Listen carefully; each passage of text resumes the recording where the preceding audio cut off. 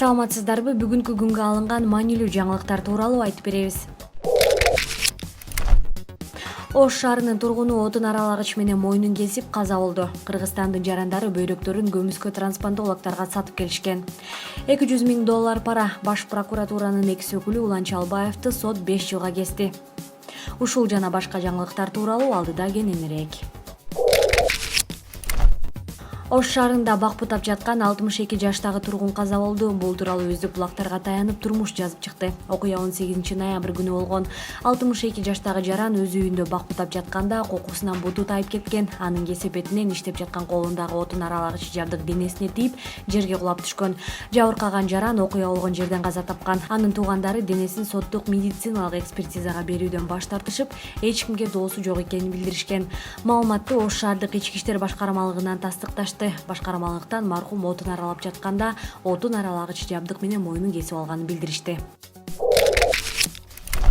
Казакстандын ички иштер министрлигинин тергөө департаменти тарабынан Шымкент шаардык номер 1 клиникалык ооруканасынын башкы дарыгери Абылай Донбай кармалып, убактылуу кармоочу жайга киргизилди. Ал Кыргыз Республикасынын кылмыш кодексинин 264 жана 116 беренелеринде каралган кылмыш иштерин жасаган деп шектелүүдө, деп маалымдайт Казакстандын ички иштер башкармалыгынын басма сөз кызматы. Сотко чейинки тергөө иштери жүрүп, анын жыйынтыгында 2 жылдан бери Казакстандын аймагында адамдардын органдарын трансплантациялоо менен шугулданган туруктуу кылмыш тобу иш алып баргандыгы аныкталган. Дарыгер ушул себептен кармалган. Анын уюштуруучулары чет өлкөлүк жарандар болгон. Донорлор оор материалдык абалынан улам өз бөйрөктөрүн сатууга аргасыз болгон. Өзбекстан, Кыргызстан, Украинанын жарандары.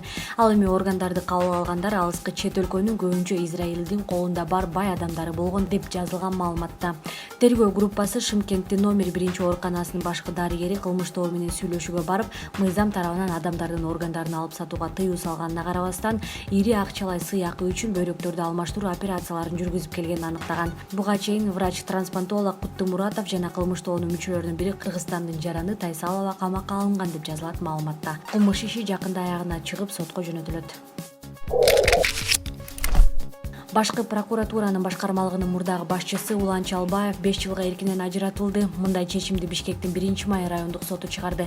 Тергөөнүн жыйынтыгы боюнча Чалбаев Жогорку Кеңештин экс-депутаты Карганбек Самаковдун кылмыш ишин жеңилдетүү максатында пара талап кылган. Улан Чалбаевди Улуттук коопсуздук мамлекеттик комитети 2018 жылдын апрель айында пара алып жаткан жеринен кармаган. $200,000 Агахан фондунун Жогорку Кеңештин экс-депутаты Карганбек Самаковдон сатып алган жер тилкесин камактан чыгарууга байланышкан кылмыш ишин токтотуу үчүн пара катары берилген каражат болгону айтылат. Аксыда кыздардын урушунун себеби айтылды. Аксы районунун акиминин 1 орун басары Талант Эмилбек уулунун айтымында кыздар мас алып мушташкан эмес. Ал жерде 3 окуучу кыз пикир келишпестиктен улам уруша кетишкен. 9-10-11 класстын окуучулар экен.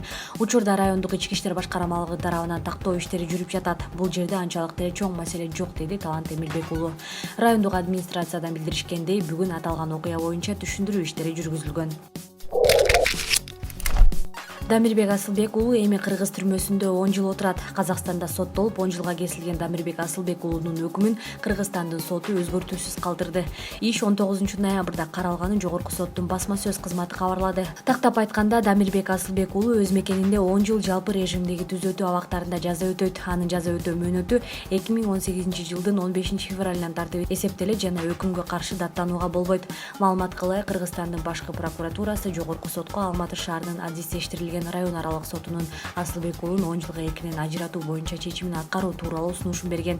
Эске салсак, казак тарап 18 ноябрда парламенттин мурунку депутатын Кыргызстанга өткөрүп берген. КТРКнын мурдагы жетекчиси Илим Карыпбеков өзүнүн Twitter баракчасында коомдук телерадио корпорациясын жабыш керектигин жазды. Илим Карыпбеков мамлекеттик райондук жана облустук гезиттерди, ошондой эле бардык мамлекеттик массалык маалымат каражаттарды, алардын катарында КТРКны дагы жабыш керектигин белгилеген. Мындан сырткары Карыпбеков мамлекеттин өзүнө таандык массалык маалымат каражаттары болбош керектигин кошумчалаган. Биздин каналга жазылып, акыркы маанилүү жаңылыктар менен камсыз болуңуздар.